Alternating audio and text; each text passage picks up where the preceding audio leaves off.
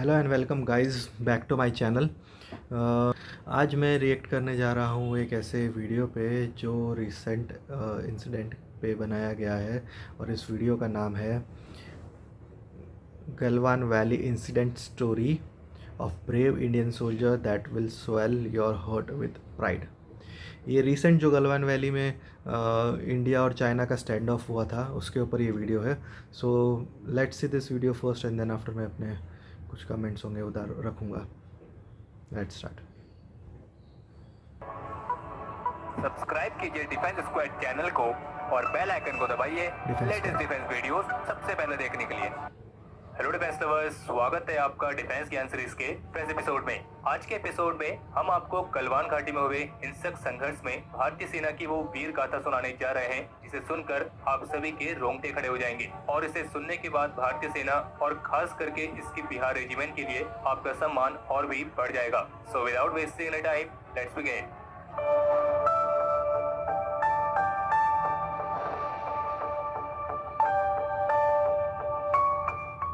इस एपिसोड में हम आपको गलवान घाटी की जिस वीर गाथा के बारे में बताने जा रहे हैं ये हमने कुछ टॉप सोर्सेज से प्राप्त की है और उन्हीं के मुताबिक 15 और 16 जून की रात को गलवान घाटी में बिहार रेजिमेंट की चीनी सेना पर किए गए हमले को सैन्य इतिहास के सबसे साहसिक और घातक हमले के तौर पर जाना जाएगा। डिफेंस अपडेट्स में हम आपको यहाँ तक तो बता चुके हैं कि 15 जून की रात को जो विवाद हुआ था उससे पहले भारत और चीन की सेनाओं के कर्नल लेवल्स के ऑफिसर्स के बीच गलवान घाटी की पेट्रोलिंग पॉइंट 14 पर एक मीटिंग हुई थी और 15 जून यानी कि सोमवार की इस मीटिंग में भारत का प्रतिनिधित्व किया था 16 बिहार रेजिमेंट के कमांडिंग ऑफिसर कर्नल संतोष बाबू ने, क्योंकि उनकी यूनिट 16 बिहार इसी पेट्रोलिंग पॉइंट 14 पर तैनात थी। और फिर इस मीटिंग में चीन के कर्नल ने पेट्रोलिंग पॉइंट 14 पर बने अपने टैंक को हटाने पर सहमति दे दी थी और असल में ये टैंक चीन की पीपल्स लिबरेशन आर्मी की एक ऑब्जर्वेशन पोस्ट थी जहां से दुर्बुक, शोक और डीबीओ यानी कि दौलत बैग ओल्डी रोड की निगरानी की जा सकती थी और ये पोस्ट एक ऊंचे पहाड़ पर थी और चीनी सेना के अधिकार क्षेत्र में थी। पर चूंकि दोनों देश एक एग्रीमेंट से बंधे थे तो इसीलिए इस विवादित क्षेत्र में पेट्रोलिंग तो की जा सकती थी, लेकिन दोनों में से किसी की भी सेना यहाँ पर किसी भी तरह का स्थायी या फिर अस्थायी पोस्ट नहीं बना सकती थी। और चूंकि चीनी सेना ने यहाँ पे अपना एक अस्थायी ऑब्जर्वेशन पोस्ट बनाया था तो इंडियन आर्मी ने इसी पोस्ट का विरोध किया था और इस मीटिंग में यही तय हुआ था कि भारतीय सैनिक भी इस टकराव वाली जगह से थोड़ा पीछे हट जाएंगे और चीनी सैनिक भी अपने इस पोस्ट को हटा लेंगे। और फिर ऐसे में जब शाम के वक्त कर्नल संतोष ने एक मेजर रैंक के ऑफिसर्स के नेतृत्व में 12 पर्सनल की एक पेट्रोलिंग पार्टी को ये देखने के लिए भेजा कि चीनी सेना ने अपनी पोस्ट हटाई है या नहीं, तो यही पेट्रोलिंग पार्टी जब वहाँ पे पहुंची तो उन्होंने ये पाया कि चीनी सेना ने अपने स्टैंड नुमा ऑब्जर्वेशन पॉइंट को नहीं हटाया है। और जो ये पेट्रोलिंग पार्टी थी ऐसा लगता है कि ये अपने साथ कोई हथियार लेकर नहीं गई थी और यही वजह है कि चीनी सैनिकों ने इन भारतीय सैनिकों को बंधक बना लिया था। हालांकि जो पहले रिपोर्ट आई थी उसके मुताबिक चीनी सैनिकों ने 12 नहीं बल्कि 10 भारतीय सैनिकों को बंधक बनाया था। और फिर जैसे ये खबर कर्नल संतोष को लगी तो वे अपने 2 जवानों के साथ सीधे चीनी खेमे में ही पहुंच गए थे और उन्हें उम्मीद थी कि वे वहां पे जाके बातचीत के जरिए अपने सैनिकों को रिहा करा लेंगे। और यही वजह है कि वे अपने 2 जवानों के साथ पहाड़ पर बनी उस चीनी पोस्ट पर पहुंच गए। लेकिन चीन के कैंप में पहुंचते ही कर्नल संतोष और उनके जवानों की कहासुनी हो गई। ज्यादा संख्या में मौजूद चीनी सैनिकों ने कर्नल संतोष और उनके कुछ सैनिकों को घेर लिया और लाठी, डंडों और कटीली तार वाली रॉड से उन पर हमला बोल दिया और अचानक हुए इसी हमले में कर्नल संतोष और उनके 2 साथी वीर गति को प्राप्त हुए। और बता दें कि किसी भी यूनिट के लिए उनका कमांडिंग ऑफिसर एक पिता के समान होता है और यही वजह है कि अपने सीईओ की मौत की खबर सुन के 16 बिहार रेजिमेंट के सभी सैनिक काफी गुस्से में आ गए। और फिर सेकंड इन कमांड और 2 युवा ऑफिसर्स ने यूनिट की जिम्मेदारी संभाली और इन तीनों ऑफिसर्स ने बिहार रेजिमेंट के घातक कमांडोज के साथ चीनी कैंप पर ऐसा हमला बोला कि चीनी सेना उसे कभी भी भूल नहीं पाएगी। और इस दौरान उनका साथ दिया फील्ड रेजिमेंट यानी कि तोपखाने के सैनिकों ने जो उस वक्त वहाँ पे तैनात थे। और अब तक आधी रात गुजर चुकी थी और मंगलवार शुरू हो चुका था और समय आ गया था कि चीनी सैनिकों को मालूम पड़े कि उनका मुकाबला देश की उस सेना से है जो पूरी दुनिया भर में अपने शौर्य और वीरता के लिए जानी जाती है। लेकिन कर्नल संतोष के इस बलिदान के बाद पूरी बिहार पलटन का खून खौल उठा था और 16 बिहार के सेकंड इन कमांड जो कि लेफ्टिनेंट कर्नल रैंक के ऑफिसर थे और 2 कैप्टन लेवल के ऑफिसर्स के साथ करीब 300 सैनिकों ने चीनी कैंप पर रात में ही हमला बोल दिया था। हालांकि पहाड़ पर बैठे चीनी सैनिकों ने भारतीय सैनिकों पर जमकर पत्थरबाजी की थी, लेकिन इस 16 बिहार रेजिमेंट के वीर सैनिक उस खेमे तक पहुंच गए और जय बजरंगबली और बिरसा मुंडा माता की जय वाले अपने युद्ध घोष के साथ 16 बिहार के इन वीर जवानों ने चीन के कैंप में आग लगा दी और इस बार भारतीय सैनिक भी लाठी डंडे और बैनर से लैस थे और इस दौरान हमला राइफल की बट से भी किया गया। हालांकि दोनों देशों के बीच एग्रीमेंट होने की वजह से इस विवाद में कहीं से भी गोली नहीं चली थी, लेकिन इसके बावजूद भारतीय सेना ने ऐसा हमला किया कि चीनी खेमे में पूरी तरीके से हड़कंप मच गया और ये जो लड़ाई है ये कई घंटे तक चली थी और ये कुछ ऐसा था कि मानो स्वयं बजरंगबली लंका दहन करने के लिए आ गए हैं। और सोर्सेस के मुताबिक इस संघर्ष में 16 बिहार रेजिमेंट के घातक कमांडोज की प्लेटून ने कम से कम 15 चीनी सैनिकों की गर्दन तोड़ दी थी और जिसके चलते उन चीनी सैनिकों ने मौके पर ही दम तोड़ दिया था और कई चीनी सैनिकों के तो सिर पत्थर से भी कुचले गए थे। हालांकि जो चीनी सैनिक हैं ये पहले से ही तैयार थे और हमले के दौरान इन्होंने खास तरह की रायट गियर्स यानी कि दंगे के दौरान पहने जाने वाले फुल बॉडी प्रोटेक्टर से लैस थे, जिसके चलते लाठी डंडों का उन पर कोई खास प्रभाव पड़ने वाला नहीं था और यही वजह है कि भारतीय सैनिकों ने उनकी गर्दन ही तोड़ दी और कईयों के तो सिर पत्थर से कुचल दिए। बता दें कि घातक प्लेटून जो कि घातक कमांडोज के नाम से जानी जाती है, ये इंडियन आर्मी की हर एक इन्फेंट्री बटालियन में होती है और एक घातक प्लेटून में कम से कम 20 कमांडोज होते हैं और ये घातक कमांडोज की प्लेटून एक शॉक ट्रूप्स की तरह काम करती है और इन 20 घातक कमांडोज में एक commanding captain, 2 non commission officers और कुछ स्पेशलाइज्ड सोल्जर्स जैसे कि sniper team, light machine Gunners, medics और रेडियो ऑपरेटर्स होते हैं और जो बाकी के कमांडोज होते हैं वो एक असॉल्ट ट्रूपर्स की तरह काम करते हैं। और 2016 में पीयूके में जो सर्जिकल स्ट्राइक की गई थी उसमें पैरा स्पेशल फोर्सेस के कमांडोज के साथ साथ 6 बिहार के घातक प्लेटून के कमांडोज भी शामिल थे और इंडियन आर्मी कमांडोज की ये टुकड़ी अपने नाम के अनुरूप ही घातक होती है। बाकी अगर आपको घातक कमांडोज के बारे में डिटेल में जानना है तो इसके बारे में हमने ऑलरेडी वीडियोस बनाई हैं जिनका लिंक आपको इस वीडियो के आई बटन में मिल जाएगा। और फिर से वापस आते हैं इस हिंसक विवाद पर। तो जहां 16 जून मंगलवार की सुबह भारतीय सैनिक चीनी सैनिकों को ईंट का जवाब पत्थर से दे रहे थे तो उसी दौरान जिस पहाड़ी पर चीन का ये कैंप लगा था वो भारत और चीन के सैनिकों के भार से टूटकर ही नीचे गिर गया और उसके साथ ही दोनों तरफ के सैनिक भी नीचे बहती हुई बर्फ के समान ठंडी गलवान नदी में आ गिरे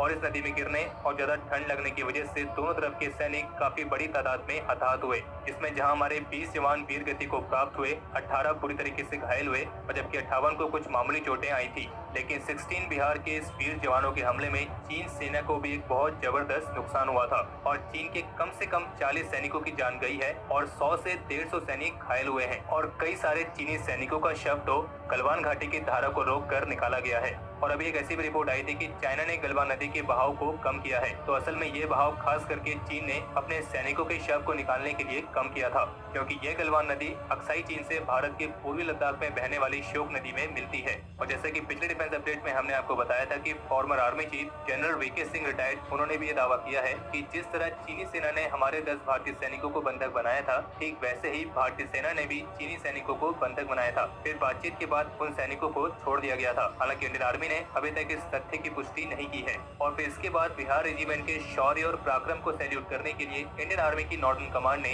कर्म ही धर्म नाम से एक वीडियो जारी किया था, जो कि बिहार रेजिमेंट का मोटो है। और इस वीडियो में आर्मी ने कहा है कि हर सोमवार के बाद मंगलवार जरूर आता है, क्योंकि मंगलवार को ही भारतीय सेना ने चीन के खेमे में आग लगाकर चीनी सेना की कमर तोड़ दी थी। और वैसे भी मंगलवार का दिन तो बजरंगबली यानी कि हिंदू गॉड हनुमान जी का होता है और जय बजरंगबली बिहार रेजिमेंट का भी एक वॉर क्राई है। और बिहार रेजिमेंट के इस बहादुरी कारनामे को वर्ल्ड वॉर की कुछ लड़ाइयों से जोड़कर भी देखा जा रहा है। और बता दें कि गलवान घाटी में चीनी सेना को इतना बड़ा नुकसान हुआ है कि इसके बाद चीनी कमांडर ने भारत से जंग के बजाय बातचीत की गुहार लगाई है। और अपने इस नुकसान को छुपाने के लिए चाइना की स्टेट मीडिया ग्लोबल टाइम्स अलग अलग तरह की फेक रिपोर्ट्स जारी कर रही है। हालांकि चीन का विदेश मंत्रालय लगातार इस बात को उठा रहा है कि भारतीय सैनिकों ने एलएसी पार करके उनके इलाके में आके इस हिंसक संघर्ष को शुरू किया, लेकिन भारत के कुछ टॉप सोर्सेज का कहना है कि भारतीय सैनिकों ने केवल अपने कमांडिंग ऑफिसर की धोखे से हत्या करने का बदला लेने के इरादे से ऐसा किया है और बदला पूरा होने के बाद वे वापस अपनी सीमा में लौट आए थे, क्योंकि जैसा कि हमने कहा कि किसी भी यूनिट के लिए उनका सीईओ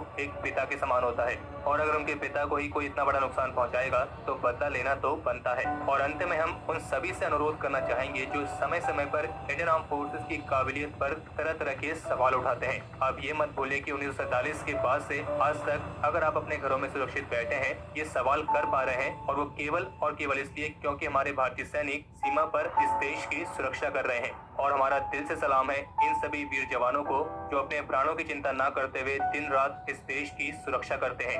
जय हिंद, वंदे मातरम।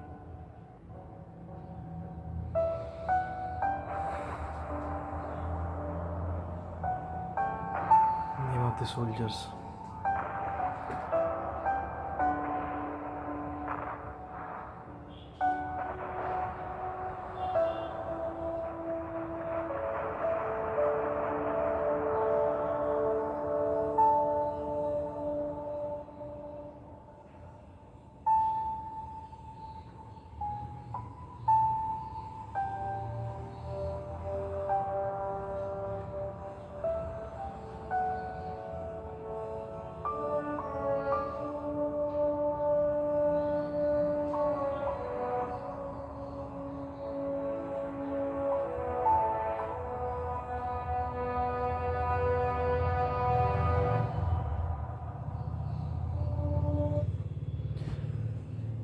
सो गाइस, ये वीडियो यहाँ ख़त्म होती है और इस वीडियो से हमको ये जानने मिलता है कि किस तरह से पूरी एक्टिविटी हुई थी।